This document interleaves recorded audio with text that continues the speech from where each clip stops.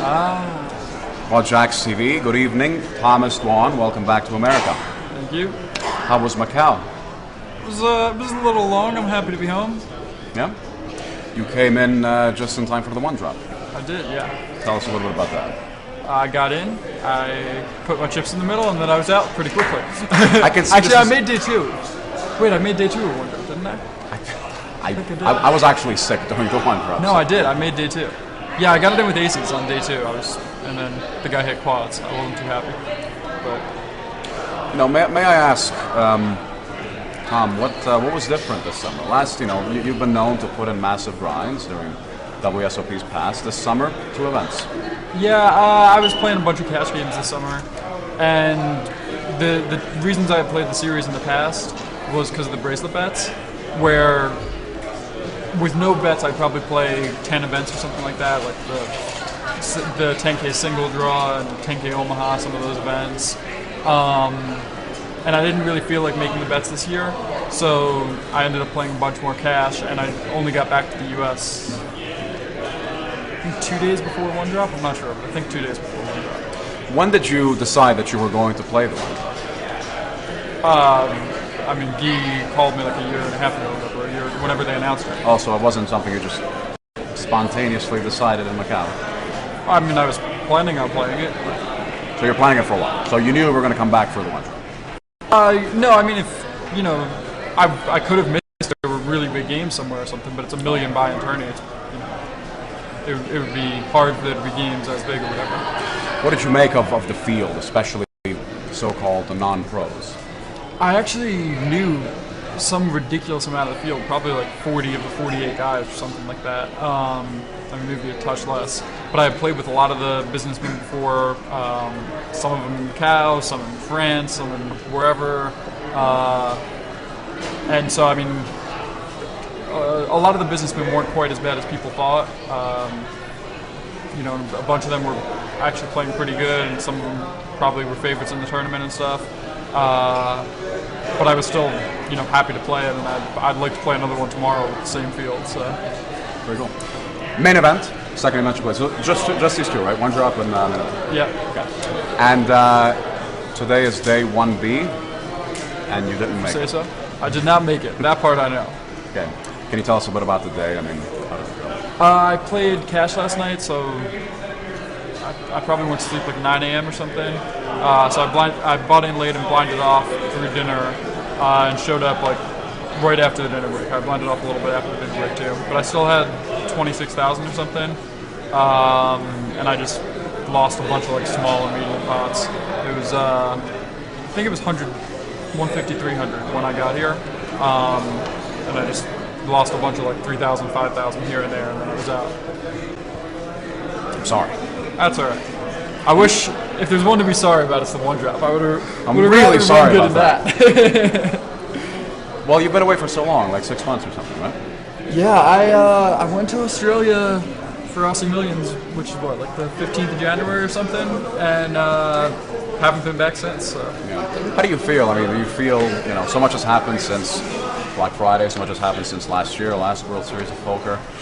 Do you have a different view of poker, of your poker career, of the tournament scene, of the World Series? I mean, my view on the series probably isn't too accurate because I haven't been here that much, but I think the field sizes have been down a bit, right? Is that right over the... Yes, overall a little bit. And then obviously the whole poker scene, whether it be online or just where poker is being played and stuff is changing, somewhat shifting to Asia as far as the live games. But yeah, I don't know, I've just been playing a ton, not keeping as up to date as I normally do with that stuff. And I probably won't be doing too many 6-month stints outside the U.S. in the future. That was a little long. I could do 2 or 3, no problem, but 6 was a little long. Speaking of stints in the U.S., Ray Batar, he's back. Yeah, so I don't know what happened with that. I meant to go on 2+2 and read. On April 15th, 2011. I know about that one. He showed up like a few days ago and went into custody or something like that? Yeah, and I think I was reading earlier today, I haven't been following as closely as I should have. There may still be some uncertainty about his bail. He may not to be out. But as soon as he returned to face the Black Friday charges, they smacked him with a new set of charges, a new superseding indictment, alleging, among other things. I saw that on your Twitter. Okay. Alleging, you see what I did there? Sick plug for my Twitter, at Agent Marco. Alleging, among other things, that Ray Bitar and Nelson Burtnick, the other person implicated in the Black Friday indictments, continue to withdraw substantial salaries from Full Tilt Poker after Black Friday.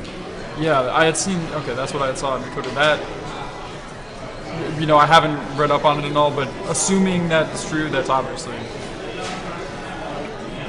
very, very ridiculous. It's true. I'm assuming it is, since you said it came right out of the superseding indictment. That's pretty. Came right out of the Agent Marco Twitter. Yeah. Obviously, it's a good thing he did if he came back. It seems like that can only really cause good things, but I wasn't too happy with a lot of things at Full Tilt, but I didn't know that those two guys were getting salaries after Black Friday. I think that's really ridiculous. So I don't know. Let me ask you one final thing.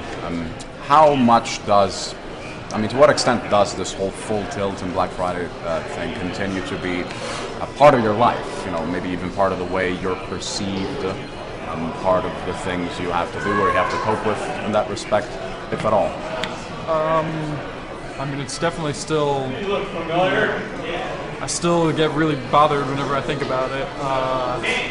Still feel bad whenever people ask me about it. It's still, I don't know. I'm sorry. No, I didn't mean to It's make you no feel problem. bad. No. It's no problem. I don't know. It's a very frustrating thing. I don't really know what else to say. It's crazy it happened. Right. Well, listen. What's going to happen now? You're out of the main. I'm gonna root for my dad. He's got. I think you just met him. Yeah, he's got like 30,000 chips. That's pretty cool. Yeah. Hopefully he goes and gets them. I think he outlasted me last year too. Maybe even the year before. But that might be getting a little worried. one of the years I for sure outlasted him. So I think he's played it. This is his third year or fourth year. But at least one of them I got him. So. Yeah. It'll last longer with the family. No, we don't have one, thankfully. Okay. All right, Thomas. May I call you Thomas? Sure. Excellent. Thanks so much for talking to us. It's really good to see you again, and good luck. Thank you. You too. Take care.